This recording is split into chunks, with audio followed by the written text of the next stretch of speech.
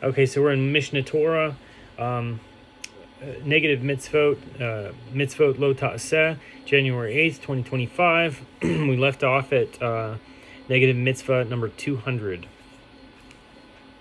And it's referring to chametz during Pesach. It says that chametz not be seen, as it states, chametz shall not be seen unto you. That was 200. So 201, it says that chametz not be found, as it states, sourdough should not be found in your homes.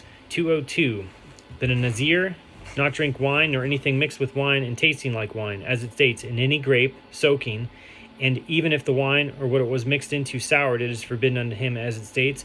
Wine vinegar and old wine vinegar he shall not drink. And 203, that he not eat moist grapes, as it states, in moist grapes. 204, that he not eat dried grapes, as it states, he shall not eat dried grapes. 205, that he not eat grape seeds, as it states, from grape seeds he shall not eat. 206, that he not eat grape peels, as it states, grape peels he shall not eat. 207, that the nazir not become defiled by contact with the corpse, as it states, to his father and mother he may not be defiled.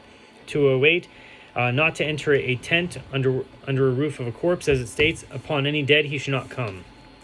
209, that the nazir not cut his hair, as it states, a razor shall not pass over his head. 210, not to harvest the entire field, as it states, do not finish the edge of your field to harvest. 211, not to collect one or two stalks which fall at the time of the harvest, as it states, in the fallen stalks of your harvest you shall not gather. 212, not to pick the individually growing grapes in a vineyard, as it states, and you shall not gather the thin pickings.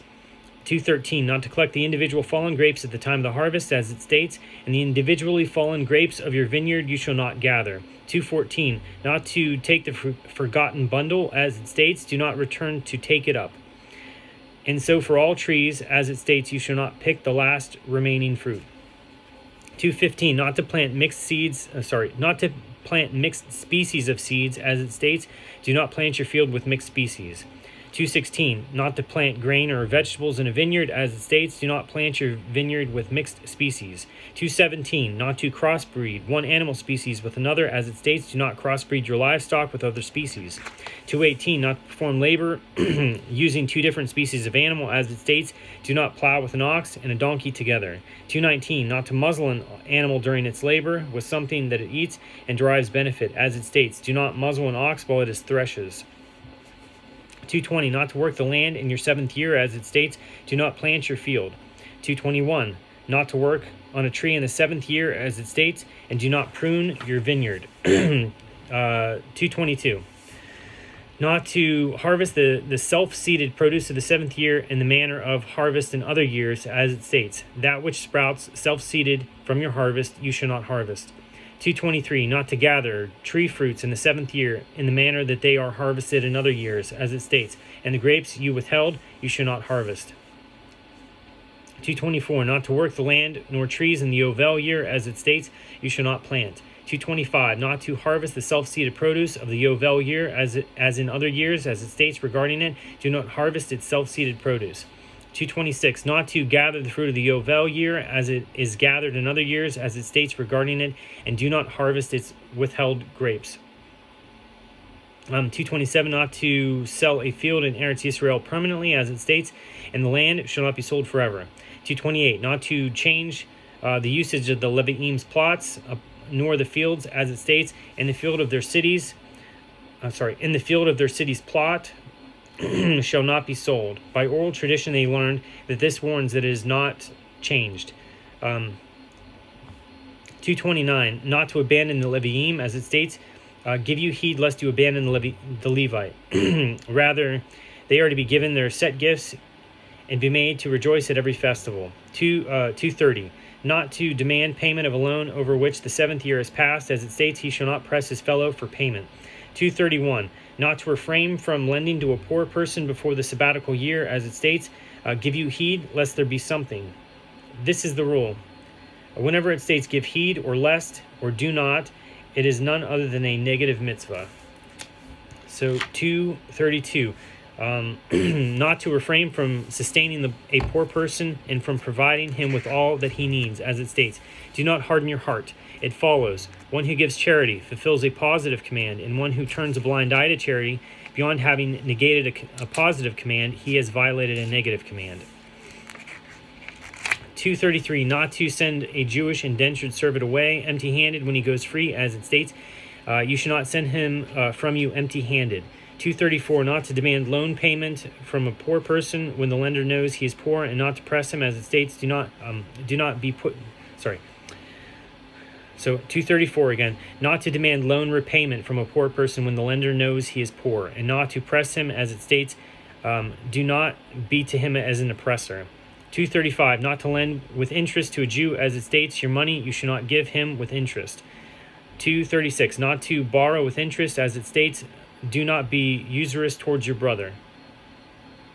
So they learned by old tradition, this is a warning to the borrower that he not pay interest to the lender. 237, not to extend a hand to the borrower or to the lender with interest, and not to guarantee such a loan, nor to be a witness, and not to write a contract between them, as it states, do not extend usury upon him. 238, not to delay payment for a hired laborer's work, as it states, do not delay payment overnight for a laborer's work with you. 239, not to take loan security forcefully, as it states, he shall not come to his house to take his security. 240, not to withhold the loan security from its poor owner when he needs it, as it states, do not sleep with the security, meaning do not go to sleep while you hold his security, but rather return it to him at night, seeing he needs it at night. 241, not to take a loan security from a widow, as it states, do not take a widow's garment as security. 242, not to take vessels used for food separation as security, as it states, he shall not take as security the lower or upper millstone. 243, not to kidnap a Jewish person, as it states, you shall not steal. This refers to kidnapping. 244, not to steal, that is property covertly, as it states, you shall not steal. This refers to property theft. He's given the same commandment, so in the 10 commandments, but the commandments are listed in two separate places. So one place it says do not steal in Exodus, and then in Deuteronomy it says do not steal again. So by oral tradition we know that these are referring to actually two types of theft of people and theft of property. So 245, not to rob, as it states, do not rob. 246, not to move boundary markers, as it states, do not move your fellow's boundary. 247, not to refuse to pay money owed, as it states, do not refuse to pay money owed to your fellow. So 248, not to deny that money belongs to one's fellow man, as it states, and do not deny. 249, not to swear falsely to deny holding one's fellow man's property, as it states, and do not tell a falsehood, meaning do not swear falsely regarding fellow man's property being held by you. 250, not to be deceitful in commerce, as it states, you shall not deceive one another. 251, not to be deceitful in speech, as it states, do not deceive your colleague.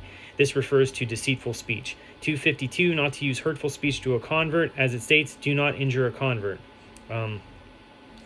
It's noted as verbally, right? 253, not to deceive a convert in commerce, as it states, and do not pressure him. 254, not to return a slave who has escaped to Eretz Yisrael to his master abroad, as it states, do not extradite a slave to his master. 255, not to verbally hurt this slave, as it states, he shall settle with you among you in the place that he chooses as good for him. Do not injure him. 256, not to cause hurt to an orphan or widow, as it states, every orphan and widow you shall not hurt. 257, not to work a Jewish indentured servant at slave labor, as it states, you shall not work him at slave labor. 258, not to sell him as slaves are sold, as it states, they shall not be sold as slaves are sold. 259, not to work a Jewish indentured servant at excessively hard labor, as it states, you shall not force him to work at excessively hard labor. 260, not to allow a Gentile to work a Jewish indentured 260, not to allow a Gentile to work a Jewish indentured servant who was sold to him at excessively hard labor, as it states, he shall not force him to work at excessively hard labor while you look on. 261, not to sell a Jewish indentured servant, not to sell a Jewish indentured maidservant to another, as it states, he has no right to sell her. 262. Not to withhold food, clothing, and relations from a Jewish indentured maidservant after completing her intended marriage. As it states, her food, clothing, and relations he shall not diminish. This law applies to other wives as well. 263. Not to sell a beautiful captive woman as a slave, as it states, you shall not sell her. 264. Not to force the beautiful captive woman to be a slave, as it states, you may not mistreat her. 265. Not to covet, as it states, do not covet your fellow's wife. 266. Not to desire, as it states, do not desire your fellow's house. 267. That a hired laborer not eat, when not at the final stage of work, from still attached produce he is tending to, as it states, and you shall not lift a scythe. 268. That a hired laborer not take more than he eats, as it states, and you may eat grapes to sate your soul, but do not put them into your container. 269. Not to ignore a lost object, as it states, you must not ignore it. 270. Not to leave an animal lying in the road under the weight of its burden, as it states, you shall not see your brother's donkeys. You shall not see your brother's donkey, etc. Right? 271. Not to do injustice in measures, as it states, do not do injustice in law. By oral tradition, they learn that Scripture warns, do not do injustice in the law of measures. 272. That there not be in our possession inaccurate weight stones in volume measures, as it states, there must not be in your home, etc. 273. Not to skew justice, as it states, do not do injustice. 274. Not to take bribes, as it states, in bribes you shall not take. 275. Not to honor the greater litigant in court, as it states, and do not exalt the face of the great. 276. That the judge not fear a wicked man in court, as it states, and do not fear any man. 277. Not to have mercy on a poor man in court, as it states, and a poor man you shall not exalt in his dispute. 278. Not to skew the judgment of a sinner, as it states, do not tilt the trial of your poor. This refers to one poor in mitzvot. 279. Not to have mercy on the damaging party in the laws of punitive fines, as it states, do not look upon him with mercy. 280. Not to skew the judgment of converts and orphans, as it states, do not tilt the judgment of a convert orphan. 281. Not to hear out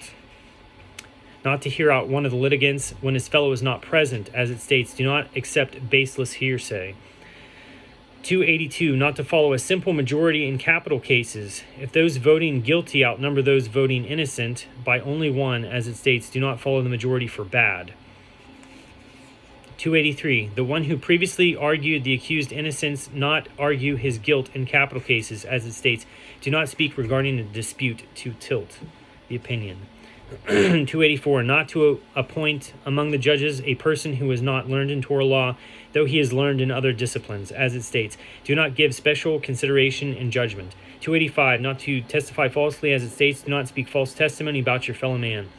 286. That a sinner not testify, as it states, do not place your hand with the wicked to be an unjust witness. 287. That a relative not testify, as it states, fathers should not die on the basis of sons. By oral tradition they learn that fathers shall not die on the basis of their sons' testimony, and so is the law regarding other relatives. 288. Not to decide the law by the word of a single witness, as it states, a single witness shall not arise against a man. 289. Not to kill the innocent, as it states, do not murder. 290. Not to decide the law by assumption until two witnesses see the matter itself, as it states, and the innocent and just you shall not kill. 291. That the witness not rule in capital cases in which he has testified, as it states, a single witness should not speak against the soul. 292. Not to kill one liable to death before he stands trial, as it states, and the murderer shall not die until he stands before the court. 293. Not to have mercy on a pursuer, rather he is killed before he reaches his prey and kills. Sounds kind of weird there. 293. Not to have mercy on a pursuer, rather he is killed before he reaches his prey and kills him or has relations with him, as it states, and you shall cut off her hand, do not look with mercy. 294. Not to punish one who has been compelled to do a sinful act, as it states, and to the maiden you shall not do a thing. 295. Not to accept ransom from a murderer, as it states, do not take ransom in lieu of the life of the murderer. 296, not to accept ransom in lieu of exile for an accidental murderer, as it states, do not accept ransom in lieu of fleeing to his city of refuge. 297, not to stand idly by while blood may be spilled, as it states, do not stand by your fellow's blood. 298, not to leave an obstacle in place, as it states, do not leave a dangerous situation in your home. 299, not to trip up a naive person in his path, as it states, and before a blind person you should not place a stumbling block. Number 300, not to add to the lashes of one liable to lashing, as it states, he shall not add, lest he add.